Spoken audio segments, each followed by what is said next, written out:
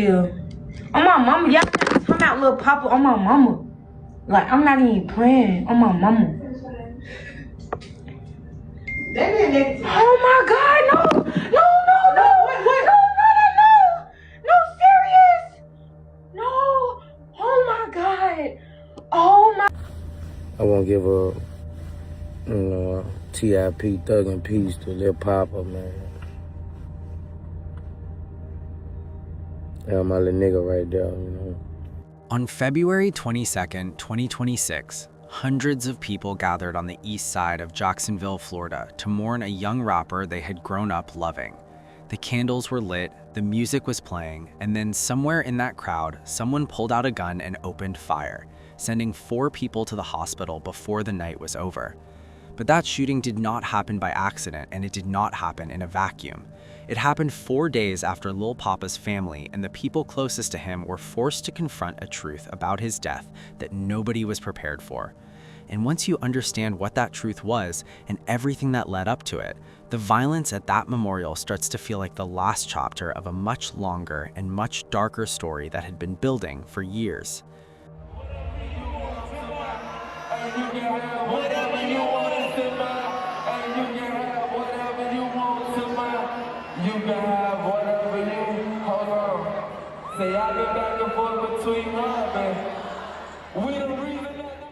Janarius Michael Wheeler was born on March 18, 2000, right in the heart of Jacksonville, Florida, a city with a reputation that is anything but gentle.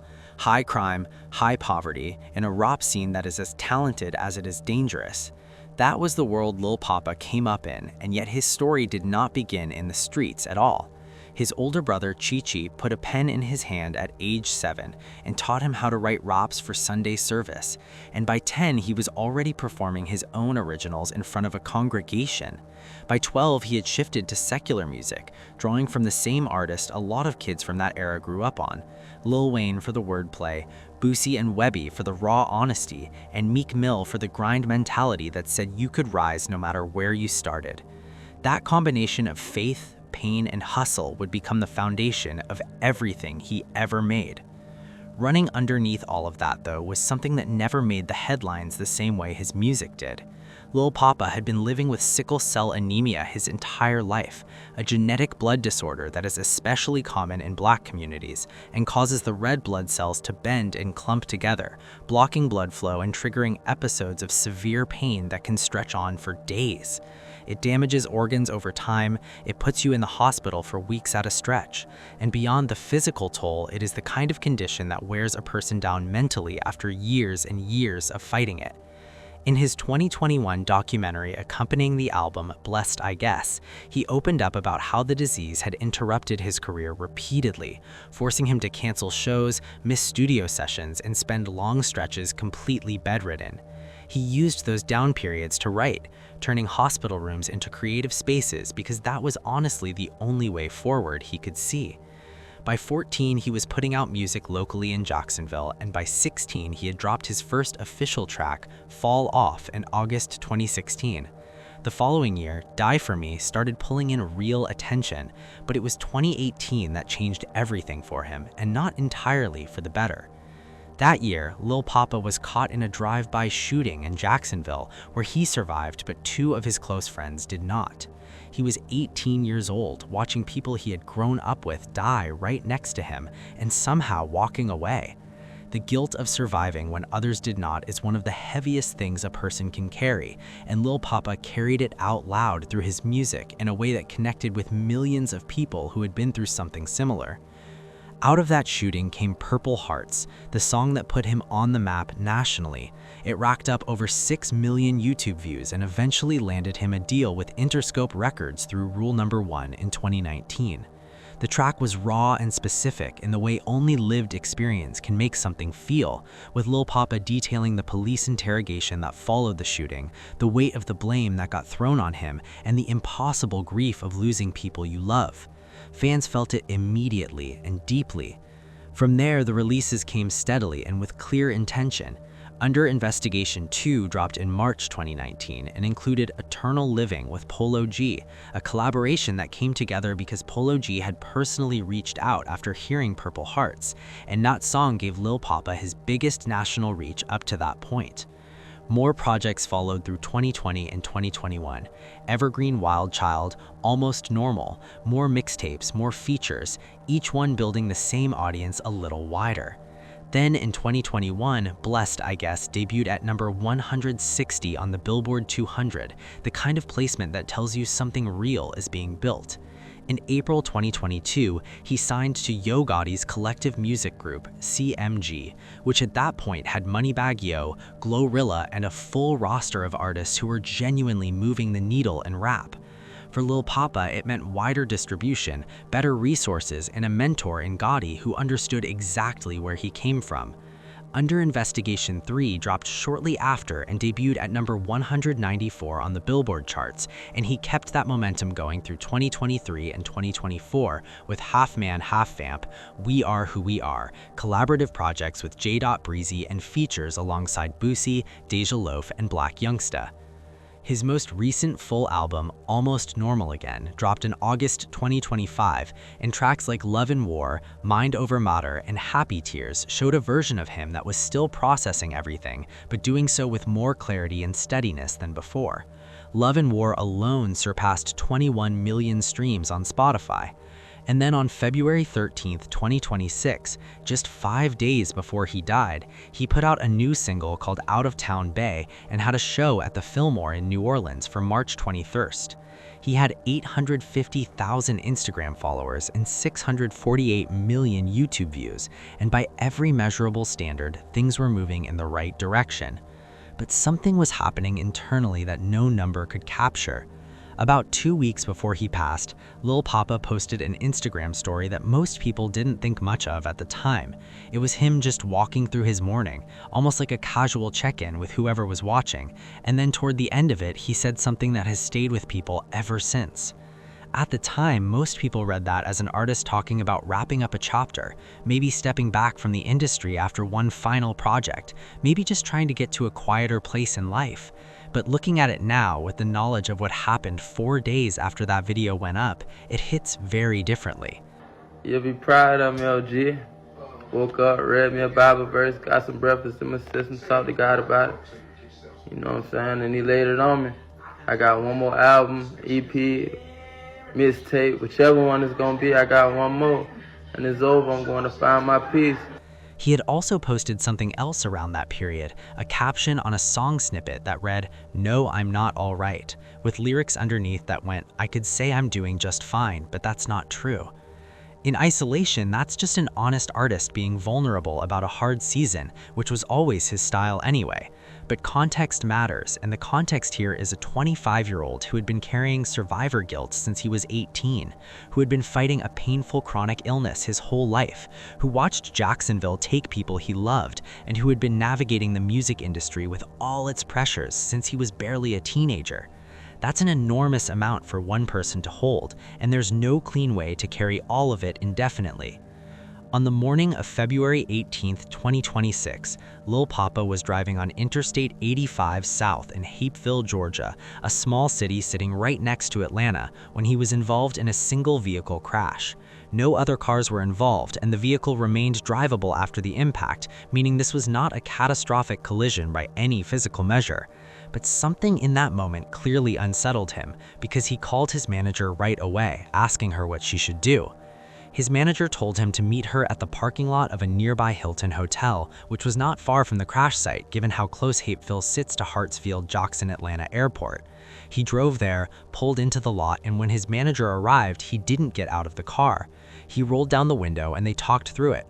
Though the police haven't disclosed what was said during that conversation, and we don't know whether she sensed something was wrong, what is known is what happened next. During that conversation, Lil Papa pulled out a handgun, put it to his head, and pulled the trigger. An off-duty police officer who was working security at the hotel witnessed the aftermath and called 911 immediately, and emergency services rushed him to Grady Memorial Hospital in Atlanta, where medical efforts ultimately failed. He was pronounced dead at 11:23 in the morning, and the Fulton County Medical Examiner conducted an autopsy the following day and officially ruled the cause of death as suicide by self-inflicted gunshot wound to the head, with no note found at the scene. The news broke in waves across social media, with some artists finding out midstream, on camera, in real time, genuinely not knowing whether to believe what their live chat was telling them. Yeah, I'm not even looking at it's TikTok, bro. I'm not even looking like that. I'm not even looking at y'all. I'm not even studying y'all right now. Y'all lying. I don't play like that. What the hell? You don't play with death, bro. What y'all talking about? I'm finna get all these. What happened? Cause y'all negative. On my mama, y'all talking about Lil Papa on my mama. Like, I'm not even playing on my mama. Then XXL confirmed it, and Lil Papa was officially gone at 25 years old. Shortly after, his mother posted on Facebook, writing, "Lord, I need you to know that this is just a test. You say you will not put no more on us than we can bear, Jesus. I need you 24 hours a day," which was the first public acknowledgement from anyone in his family. Boosie Badass, who had a genuine and long-standing relationship with Lil Papa, went on live and was visibly shaken in a way that was hard to watch. I want to give a, TIP Thug and Peace to Lil Papa, man. Yeah, my little nigga right there, Always supported me, looked up to me, my nigga. Always came to Boosie, babe. Shot at little nigga too. For the time being. Some TIP Papa, nigga, Thug and Peace, nigga. Damn, Papa.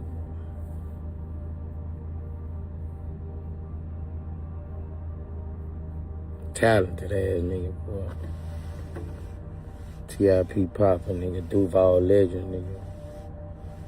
CMG released a statement calling him an ambitious young man with depth beyond his years and endless potential, and describing him as one of the rare artists who poured his pain, growth, and truth into his art. Notably, Yo Gotti himself did not post publicly, and media outlets that reached out to CMG received no response from the label head.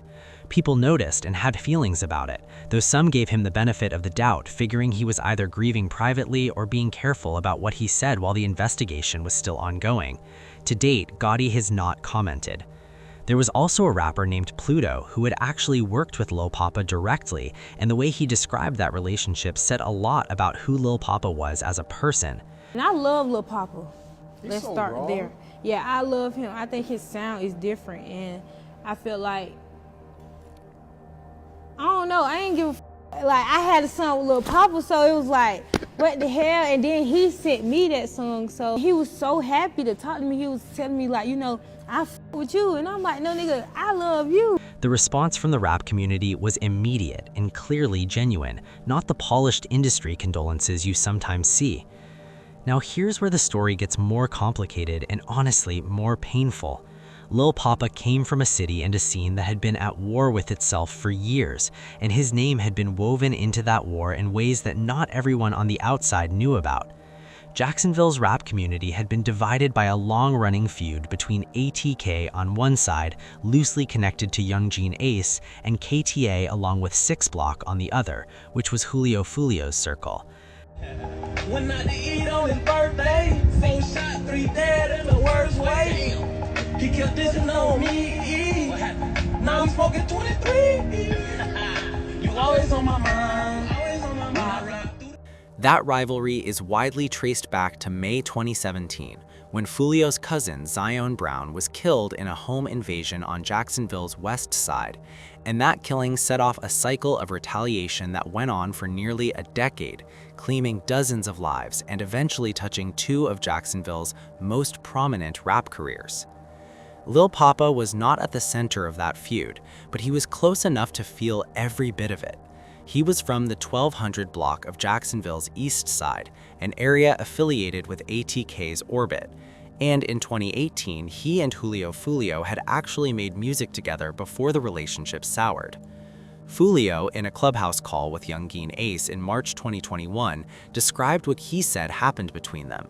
They had songs together, but then Lil Papa started what Fulio called sneak disses, lyrics that threw shade without naming anyone directly.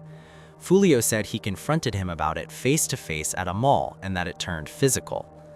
Lil Papa, for his part, always operated more quietly within that world. He was affiliated but not out front about it, and his music spent far more time in personal territory than it did in direct beef. That was his style and his genuine focus. But that did not mean the world around him left him alone, because in July 2018, just weeks after surviving the drive-by that killed his two friends, he was shot again in a separate incident connected to the broader feud, this one tied to the killing of a man named Trey D, and he survived that one as well.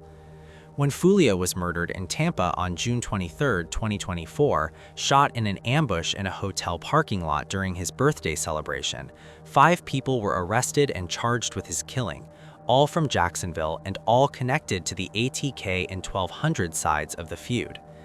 Lil Papa's name started circulating in those conversations online afterward, not in any official capacity but through street rumor and online speculation, with people connecting dots that may or may not have actually been there. Some voices claimed that Lil Papa had appeared on federal gang charts related to the Fulio murder investigation, though none of those claims were ever substantiated publicly. No charges were filed against him, and the people actually arrested and charged were Alicia Andrews, Isaiah Chance, Sean Gathright, Rashad Murphy, and Davion Murphy. Lil Papa was not among them. After he died, though, some people online started suggesting that what happened to him was not a suicide at all, but rather retaliation, that somebody had gotten to him. A separate voice pushed a completely different theory, arguing that he had been the victim of a bad batch of drugs laced with fentanyl, and that a man who had recently found faith and was publicly talking about finding peace would not have chosen to end his own life. That theory gained emotional traction because people wanted it to be true. It is genuinely easier to believe that someone was taken than to accept that someone chose to go. But there is no evidence supporting an overdose narrative, and the autopsy confirmed a gunshot wound to the head as the official cause of death, with Hapesville Police Chief Bruce Headley describing the crash as minor and the sequence of events in exact detail, finding no indication of external involvement and no evidence of foul play. What is not in dispute at all is that Lil Papa had been carrying an enormous amount for a very long time. The sickle cell, the 2018 shooting, and the friends he lost there, the pressure of the music industry across nearly a decade, being a father to his son PJ, whom he shared with Toy Roberts, the daughter of rapper Rick Ross, watching Fulio, someone he had a complicated personal history with, get killed in Tampa, and navigating all of this in a city where the violence never really stopped. All of that had been accumulating on top of itself for years, and his social media posts from the final weeks of his life reflected someone who was trying to hold it together, but was honest enough with himself to admit that he was not entirely all right. And then, 4 days after he died, the people who loved him tried to gather and honor his memory. On the night of February 22nd, a memorial gathering was held at the intersection of A. Philip Randolph Boulevard and Jesse Street on Jacksonville's east side, the kind of street tribute that communities put together when grief is too big to hold privately, with people bringing liquor, food, and music to remember someone they had lost. Just after midnight, someone opened fire. 12 to 15 shots rang out and 4 people were hit. 2 women aged 34 and 39, and 2 men aged 37 and 43. All 4 survived, with 1 woman found on the scene and taken to the hospital by emergency services, while the other 3 drove in, all carrying non-life-threatening injuries. From liquor bottles in the street to trash, we're at the intersection right now of A. Philip Randolph and Jesse in Jacksonville. Police say this was the site of a gathering after midnight that ended in violence. JSO tells us that 4 people were shot. It was a barrage of bullets. Police say 12 to 15 shots rang off. The 4 victims were 2 women, ages 34 and 39, as well as 2 men, aged 37 and 43. The 34-year-old woman was found on scene and taken to a nearby hospital. The other 3 victims took themselves to a hospital. Police in the community tell us that this was a gathering to remember Jacksonville rapper Lil Papa, who died at 25 in Atlanta. I remember being a nice little kid, growing up singing and rapping inside the church, so Yeah, I enjoyed him. I hate he's going. Robert Phelps, who attends First Baptist Church of Oakland down the street from the shooting, says this isn't normal for out east. Of course, like I said, I haven't seen anything like this. I heard anything like this happen in years. So yeah, definitely out of character. I mean, they always had gatherings every night. Bishop Harry Williams of In the Word International Church on Spearing Street is calling on partygoers and DJs to help spare attendees from the violence. And don't be afraid to tell somebody, you know, if they see something, don't be afraid. Tell them, hey, man, look, I see you got that gun on your side. Put it in the car, man. You know what I mean? Let's just talk. Let's hang out, have a good time. Make it home to our families. Anyone with any information is being asked to contact the Jacksonville Sheriff's Office. For local coverage you can count on in Jacksonville, I'm Zion Decoto, Action News Jack. A local man named Robert Phelps, who attended the First Baptist Church down the street from where the shooting happened, remembered Lil Papa as a kid who used to sing and rap in church and called what happened that night completely out of character for that neighborhood. The Jacksonville Sheriff's Office opened an investigation, but as of February 23rd, no arrests had been made, no motive had been confirmed, and police stated the incident did not appear to be gang-related. It was also one of 3 separate shooting incidents across Duval County that same weekend, leaving a total of 10 people injured across the city in 48 hours. That is Jacksonville. That is the world Lil Papa came from, the world he spent his entire career trying to make sense of through music, and ultimately the world that followed him even in death. He leaves behind his son PJ, a catalog that spans nearly a decade of honest and painful music, 648 million YouTube views, over 247 million Spotify streams, a final single that dropped 5 days before he died, and a show in New Orleans that will never happen. CMG promised to uphold his legacy with honor, and it is a promise worth holding them to. Papa, we promise to uphold your legacy and honor with honor and respect. We're all better because of you. Long live Papa. What do you think about this case? Do you also think there's some kind of foul play in Lil Papa's death? Let me know what you think in the comments section. Click on one of the cards on your screen to see more videos like this. See you in the next one.